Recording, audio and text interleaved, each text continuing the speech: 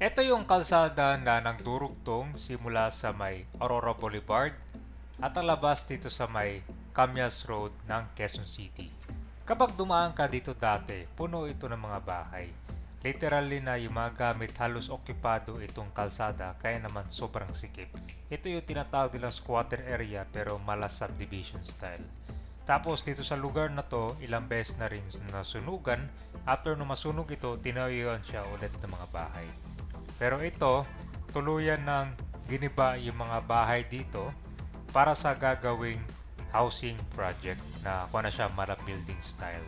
So yung na-demolish dito, kasama tong mga bahay na nakatayo dito sa may daanan ng tubig or creek ba to. Ang matindi pala nito, yung mga bahay na tinayo nila dyan, konkreto pa. Napaka-delikado niyan dahil pag nagkaroon ng bagyo, talagang wash out lahat yan dyan. So ngayon pala ito ay madaanan na ng mga sasakyan. Dito na tayo sa Aurora Boulevard ngayon. So ito kabayan, papunta na tayo ng Camp Bridge.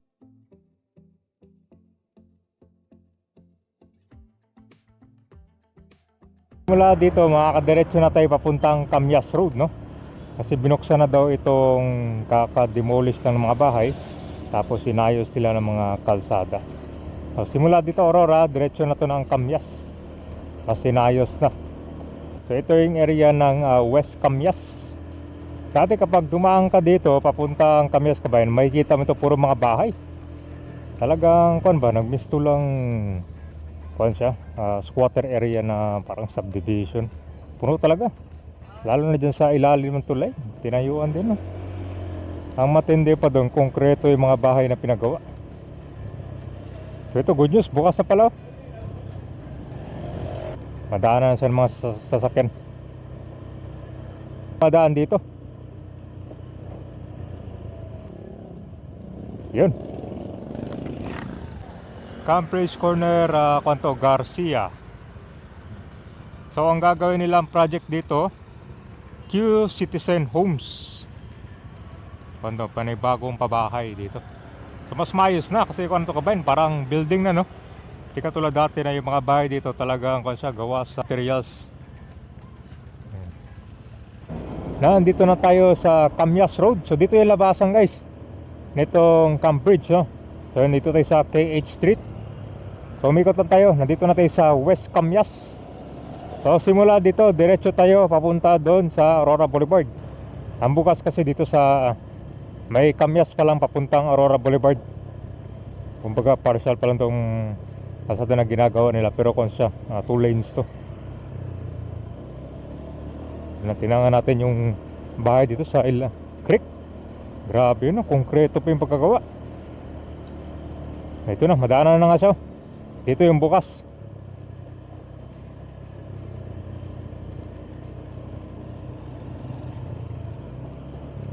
So may mga bahay pa pala kaunti dito. Ito yung na-update natin nakaraan. So yung bahay pala na konkreto dito, na demolish na siya, oh. So hindi lang dito sa may gilid, pati dyan sa kundi pala ilalim, may mga nakatayo na bahay na.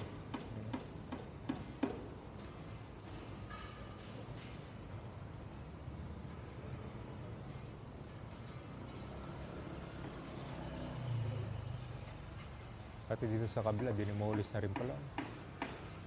So dito, makikita mo dyan, meron siyang extension. Yan yung pinakapaan nyo.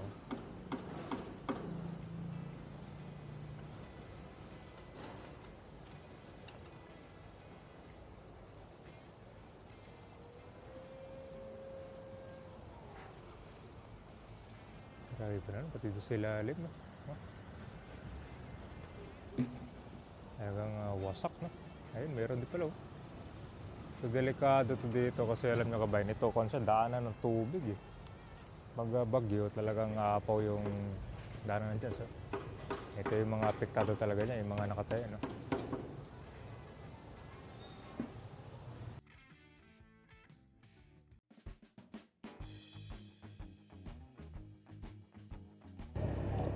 So pag dumaan ka dito talagang misto lang squatter area, ganito kadami.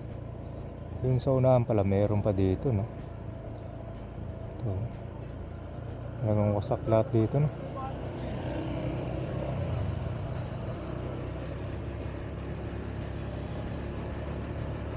So, temporary lang to, kabayan. Lalawak na rin to.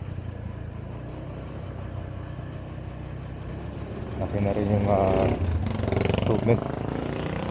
Pero ngayon nagpapantay na sila dito dahil bawal na Taiwan. Okay. So, Cambridge Corner Armin Garcia. So after ma-demolish, kabayan, ito ay gagawing pabahay na to.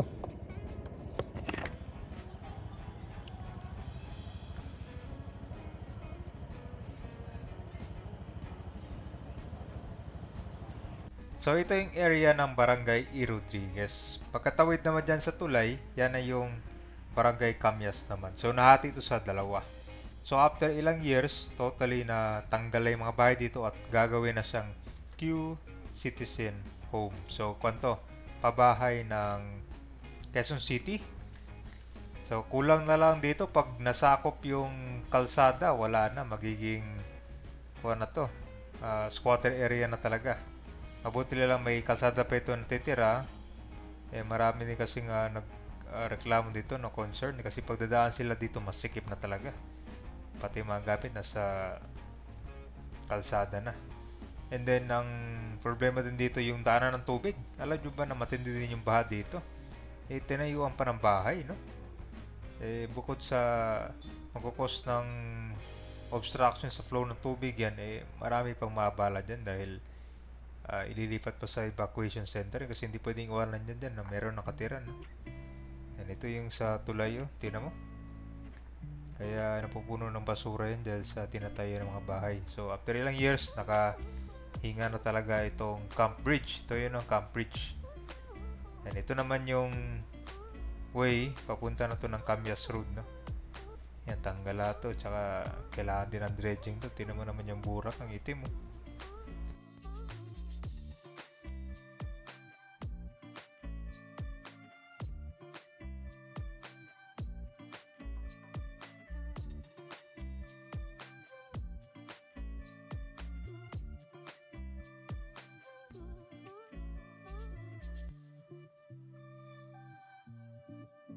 So nagkaroon dito ng demolition at clearing. Tinatanggal mo na itong mga natitirang debris. So kung dati itong mga bahay ay gawa lang sa light materials, magtatayo na rito ng high density residential building, pabahay ng pataas. So ito yung condo style siguro, no? So kwanto, mas maraming floors, abangan natin para sa mga pamilya na makinabang na at mas maayos na tirahan na ngayon, diba? So yung dating squatter area, ito ngayon ay bibigyan na ng maayos na tirahan. So ito yung tinatawag nilang in-city relocation para hindi na malayo sa kanilang trabaho at paralan ang mga residente. So yung mga nakatira dito, hindi ibabato sa malalayo, di ba? Sa malalayong province tulad ng Rizal, Bulacan, ito dito lang sila.